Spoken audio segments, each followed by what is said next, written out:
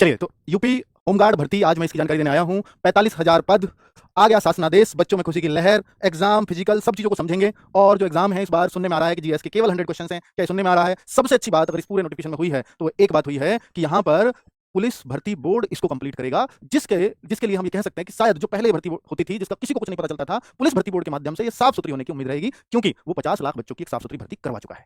इस वजह से हम इसको बिल्कुल एश्योर्ड मान सकते हैं कि भर्ती बहुत साफ सुथरी होने जा रही है। वरना चूंकि जब जिला स्तर पे होती थी तो बहुत दिक्कतें होती थी। अब यूपी में अगर होमगार्ड भी बनेगा तो भाई वो एकदम साफ सुथरी प्रक्रिया से बनेगा। अब वो योग्य होमगार्ड होगा। और क्या अपने ही जिले में, हाँ, होमगार्ड को अपना ही डिस्ट्रिक्ट मिल जाता है नौकरी करने के लिए, और 30,000 के आसपास आपकी सैलरी बन जाएगी। और अगर ये पे कमीशन आया तो हो सकता है होमगार्ड भी 40-45,000 कमा रहा, उसका भी मानदेय बढ़ाना पड़ेगा। हालांकि ये दैनिक भत्ता तय होता है, पर चूंकि जब पे कमीशन के रूल ही बदल जाएंगे तो दैनिक भत्ता भी बढ़ाना पड़ेगा। और अगर आप अपने जिले में आज यूपी के अंदर 30,000 भी कमा पा रहे हैं और अपने घर से रोज अप डाउन रोज ड्यूटी कर पा रहे हो, शाम को अपने घर जा पा रहे हो, तो भाई 30,000 भी फिर कम नहीं है। कम कब लगते हैं 30,000? जब आप दूसरे स्टेट में नौकरी करने जाते हैं, तब 30,000 बहुत कम है, तब कुछ है ही नहीं, क्योंकि आपको रहना खाना यही आपका 10-15,000 रुपए खर्च करवा देगा, जो यहाँ पूरी तरह से सेफ हो जाता है। और गाँव में जब कोई गाँव से अपने गाँव से करेगा, अपने जिले में कर रहा है, तो अपने गाँव में आधे खर्चे वैसे ही नहीं होते हैं। ठीक है, तो भाई यूपी होमगार्ड की भर्ती उन लोगों के लिए वरदान है जो ये मानते हैं कि सर मैं तो बाकी जगह लग ही नहीं पाऊंगा। भाई क्या क्या है फिलहाल मैं बता देता हूँ। 45,000 होमगार्डों की भर्ती आ चुकी है, आ नहीं चुकी है, अभी गाइडलाइन आई है, आएगी कब तक इसके बारे में बात करूंगा। 18 से 30 साल उम्र रखी गई है, और जो ओबीसी एससी एसटी है उन्हें 18 से 35 साल उम्र है। तो ये तो एक उम्र का एक अच्छा इसमें मतलब दिया गया है। थोड़ा पहले और ज्यादा होती थी, इस बार थोड़ी घटाई गई है। ठीक है, पर पहली भर्तियों का तो आपको पता ही नहीं लगता था, पर अब पता लगने जा रहा है। ये भर्ती पूरी तरह से ठीक ठाक होगी, ऐसी आप उम्मीद करिए। अच्छी बात ये होगी कि जो बच्चा होमगार्ड बनेगा उसको पुलिस में भी आयु में छूट मिलती है अच्छी खासी। पुलिस की भर्ती जब वो आएगी ना, कांस्टेबल के लिए अगर आप देखोगे तो जैसे कोई बच्चा पुलिस में ओवरेज हो गया तो होमगार्ड में मान लो भर्ती उसने ज्वाइन कर रखा है, तो फिर इसके लिए उसको काफी छूट मिल जाती है इसमें। तो एक बहुत बढ़िया तरीका मतलब वैसे भी है। अदर स्टेट वाले कैसे भर पाएंगे उसके बारे में तो भाई मैं अभी नहीं बता पाऊंगा, जो विस्तृत गाइडलाइन का वेट करना पड़ेगा, है ना।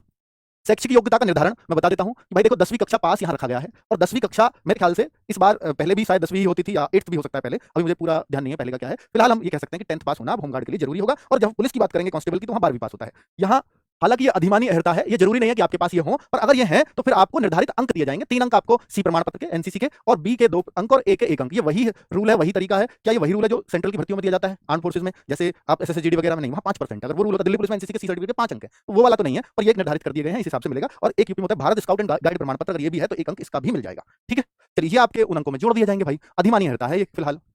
चलो दूसरा यदि जब व्यक्ति के पास एक से अधिक अधिमानी अर्हता है तो उसे सबसे अधिक अंक वाली ही अर्हता दी जाएगी। जैसे मान लो किसी के पास ये भी है और किसी के पास ये भी है, तो 4 अंक नहीं मिलेंगे, फिर ये वाला मिलेगा उसको। समझ में आई बात? ठीक है। दूसरा 18 वर्ष और 30 वर्ष, ये जो आयु सीमा रखी गई है, ये 1 जुलाई के आधार पर ही काउंटिंग होगी, क्योंकि एनरोलमेंट का वर्ष जो होगा, अब आप ये उम्मीद करो कि अगर ये इस साल भर्ती आ गई तो फिर 1 जुलाई को 2025 को एनरोलमेंट मांगा जाएगा। अगर भर्ती 2026 में चली गई तो फिर 1 जुलाई 2026 के हिसाब से एज की कैलकुलेशन की जाएगी। ये इस बात का मतलब है। एनरोलमेंट की पूरी प्रक्रिया यानी ये फॉर्म वगैरह आएंगे और आपका जो लिस्ट मेरिट आउट सब कुछ होगा, वो सब किसके द्वारा होगा? ये सब किया जाएगा पुलिस भर्ती बोर्ड के द्वारा। ठीक है, आगे बात कर लेते हैं। भाई भूतपूर्व सैनिकों के लिए भी इसमें जो है वो आपको पता ही उनका होता है, वो भी इसमें भर्ती हो सकते हैं, शायद वो नहीं होंगे, मतलब प्रोविजन उनके लिए रखा गया है कि भाई कोई आर्मी से हवलदार या मान लीजिए वो सूबेदार रिटायर होकर आ रहे हैं तो क्या वो होमगार्ड की नौकरी करना चाहेंगे? नहीं, वो इसमें मतलब अपनी तौहीन समझते हैं, इसलिए वो नहीं कर पाएंगे। पर ऐसा भी है वो बहुत जगह बेचारे इस ऐसे भी मजबूर हैं अपने घरों के हालातों से कि वो गार्ड की नौकरी भी करते हैं, पर वो ऐसा नहीं है कि वहाँ गार्ड को भी अच्छी खासी सैलरी दी जाती है, रेपुटेड सैलरी होती है। पर फिर भी अगर वो ज्वाइन करना चाहे तो ये उन्होंने कंडीशन ये रखी गई है। ये आर्मी मैन के लिए, मतलब सर्विसमैन के लिए, आर्मी नहीं, एयरफोर्स नेवी सबके लिए है। चलिए, आवेदन शुल्क जो है ये उस टाइम पर निर्धारित किया जाएगा। अभी तो शायद आवेदन शुल्क का कोई भी चीज नहीं है, ये नहीं बताया, क्योंकि बोल रहे हैं कि जो इसका होमगार्ड का जो सबसे बड़ा अधिकारी होता है उनके साथ विचार विमर्श करने के पश्चात पुलिस भर्ती बोर्ड तय करेगा। किस डेट से आ रहे हैं तो वो डेट अभी नहीं बताई गई है, पर वो बहुत जल्द आएंगे, क्योंकि सबसे बड़ा जो सबसे ज्यादा जो इंतजार था वो इसी बात का था कि इसको कराएगा कौन और किस तरह से होगी, क्या मापदंड होने चाहिए, वो सब तय हो चुके हैं अब। और मुख्यमंत्री जी लगातार कहते रहे हैं अपने भाषणों में कि होमगार्ड की भर्ती जल्द से जल्द हो, जिससे पुलिस को भी बड़ी हेल्प मिल जाती है। होमगार्ड का मेनली काम क्या है? होमगार्ड का मेनली काम है कि यूपी में कोई उस तरह की कोई आपदा आ जाए, मान लो कोई बाढ़ आती है, तो बाढ़ में सबसे ज्यादा सक्रिय ये लोग रहेंगे, बाकी पुलिस की हेल्पिंग हैंड्स ये रहते हैं हर जगह, आप ये कह सकते हो। खैर ये अपने आपको पुलिस से कम नहीं समझते हैं, ये भी मैं आपको बता देता हूँ, पर जब भर्ती हो जाओगे तो आपको मेरी बात बुरी लगेगी। अभी तो लगेगी सर हम तो फिर पुलिस ही है, अच्छी भी लग सकती है। जिस जनपद की रिक्ति के सापेक्ष आवेदन किया गया है, ये बहुत इंपॉर्टेंट पॉइंट है। जैसे कोई बच्चा ये कहे कि मैं बुलंदशहर का हूं जी, मैं बुलंदशहर का हूं और मैं गाजियाबाद में अप्लाई करना चाहता हूं, तो क्या वो कर सकता है? नहीं कर सकता। बुलंदशहर का बच्चा बुलंदशहर में अप्लाई करेगा, गाजियाबाद का बच्चा गाजियाबाद में अप्लाई करेगा, गौतम बुद्ध नगर का बच्चा गौतम बुद्ध नगर में, बलिया का बलिया में, गोरखपुर का गोरखपुर में, प्रयागराज का प्रयागराज में। ये इस बात का मतलब है।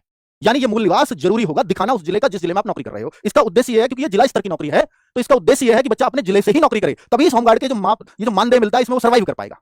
वरना फिर क्या है, वो रोज अपने घर भागेगा, फिर कैसे हेल्प ले लेंगे उनके लिए?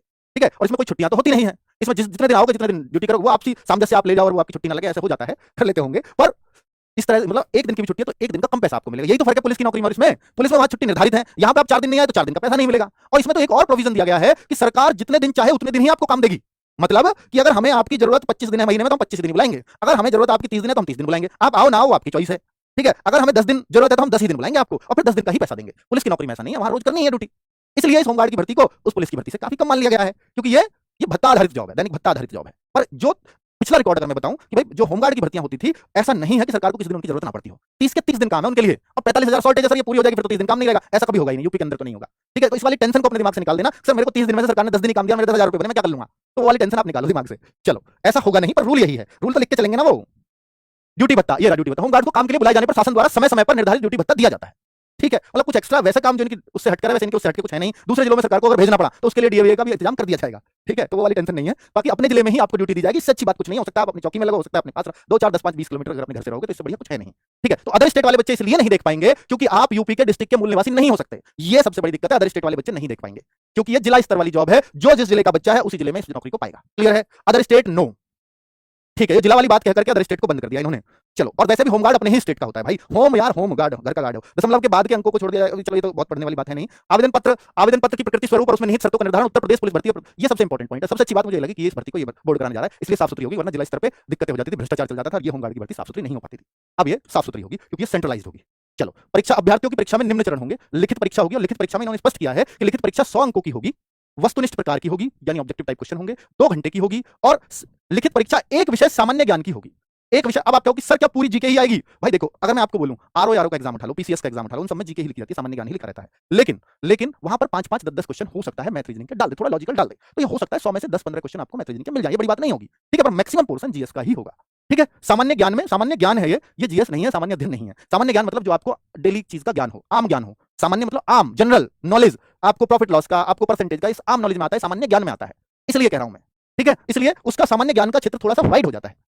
तो ऐसा ना माने कि केवल और केवल जीके ही, एक भी क्वेश्चन वैसा नहीं होगा। हो सकता है केवल जीएस ही हो, ये भी संभावना है, और ये भी संभावना है साथ में। मैंने उसका रीजन आपको बता दिया। उन्होंने किस मानसिकता से किया नहीं पता। वैसे 2 घंटे अगर जीके 100 क्वेश्चन के लिए तो बहुत ज्यादा है, पर वो पेपर भी होमगार्ड का अगर ऐसे सोचो तो ठीक है। चलो भाई आगे, श्रेष्ठता सूची एक और बहुत अच्छी बात। देखिए हर पॉइंट में ना जो ये शासनादेश आया है, कुछ ना कुछ बहुत इंपॉर्टेंट लिखा होता है, पर हम उसके गौर से इसको पढ़ते नहीं। 7 पेज का है ये, अभी विस्तृत नोटिफिकेशन तो लेट आएगा, तो जब वो आएगा तो फॉर्म भी उसमें डेट भी आ जाएगी। तो अभ्यर्थियों की लिखित परीक्षा में प्राप्त अंकों तथा प्रस्तर 7 में अंकित अधिमानी अर्हताओं के आधार पर, जो अभी 7वें नंबर पे थी, तो आधार पर प्राप्त अंकों को जोड़ने के, हाँ, लिखित परीक्षा में प्राप्त अंक और जो अर्हता थी एनसीसी और वो जो स्काउट वाली थी, उनको जोड़ने के उपरांत सभी अभ्यर्थियों की जिलावार सूची श्रेष्ठता क्रम में तैयार की जाएगी। श्रेष्ठता क्रम में कैसे? जिसके अच्छे अंक, जिसके ज्यादा मार्क्स, जिलावार सूची बनेगी। गौतम बुद्ध नगर के ये स्टूडेंट्स हैं, इनके कितने मार्क्स आए गौतम बुद्ध नगर में देखे जाएंगे। ये गोरखपुर के स्टूडेंट्स हैं, गोरखपुर में देखे जाएंगे। लखनऊ के स्टूडेंट्स लखनऊ जिले में ही देखे जाएंगे। हर जिले की अलग अलग वैकेंसीज होंगी। हो सकता है जैसे गौतम बुद्ध नगर छोटा जिला है तो गौतम बुद्ध नगर में बहुत कम वैकेंसीज होंगी, हापुड़ बहुत छोटा जिला है तो हापुड़ की वैकेंसीज कम होंगी, प्रयागराज बहुत बड़ा जिला है तो प्रयागराज में वैकेंसीज बहुत ज्यादा होंगी। ठीक है, तो उस तरह से वो बताएंगे, वो भी लिस्ट आएगी किस जिले में कितनी वैकेंसीज है, पर जितनी होंगी आपको एक्सेप्ट करनी पड़ेगी। ये ऐसा तो है नहीं कि भाई यहाँ ट्रांसफर लेकर ज्यादा आगे होंगे, वहाँ का वहाँ ट्रांसफर ले जाएगा इसलिए हम वैकेंसी कम रह जाएंगे, ऐसा नहीं है। जो जनसंख्या का रेशो है उस हिसाब से, जहाँ जितनी जिस जिले में जरूरत है, जितनी एक्टिविटी ज्यादा होती है उस हिसाब से वैकेंसीज बनाई जाती है, क्रिएट की जाती है। क्लियर है? ठीक है, चलिए वैसे देखिए जैसे गौतम बुद्ध नगर मुझे लगता है इसमें बहुत कम वैकेंसी जाएंगे, वैसे जिला छोटा ही है, पर ये चूंकि दिल्ली के बहुत नजदीक है, वीआईपी मूवमेंट बहुत ज्यादा है, तो इसलिए हो सकता है होमगार्ड की जरूरत ज्यादा हो। कमिश्नरेट है तो होमगार्ड की जरूरत वहाँ ज्यादा होती है। ठीक है, तो वो पता लगेगा अभी जब वो लिस्ट आ जाएगी जिला वाइज, जाति यानी एससी, जनरल, ईडब्ल्यूएस, ओबीसी सबको 168 ही चाहिए। लेकिन अगर कोई बच्चा एसटी का है तो उसको हाइट में छूट होती है, एसटी वाले बच्चे को तो 160 सेंटीमीटर भी चल जाएगी। ये सीना बिना फुलाए, ये फुलाकर, ये तो बिल्कुल यूपी पुलिस वाला है ना, 77 और ये 82 सेम ही है, ये एसटी के लिए हो गया। महिलाओं का होता है और जिला अस्पताल में आपको देख लिया जाएगा, भाई आप स्वस्थ हैं पूरी तरह से, तो आपको जो है अगर अभ्यर्थी जो है उस मतलब नियत कोई होगा तो भाई भर्ती की बात बहुत पहले से चल रही है, मुख्यमंत्री जी इसके लिए बहुत सीरियस है, तो हो सकता है बहुत जल्द आपको इसके पद देखने को मिले। और आपको बाकी सारी चीजें मुझे लगता है कि सब चीजें मैं बता चुका हूं, और क्लियरली हर एक चीज जो डिटेल में आएगी वो फुल नोटिफिकेशन पे आएगी।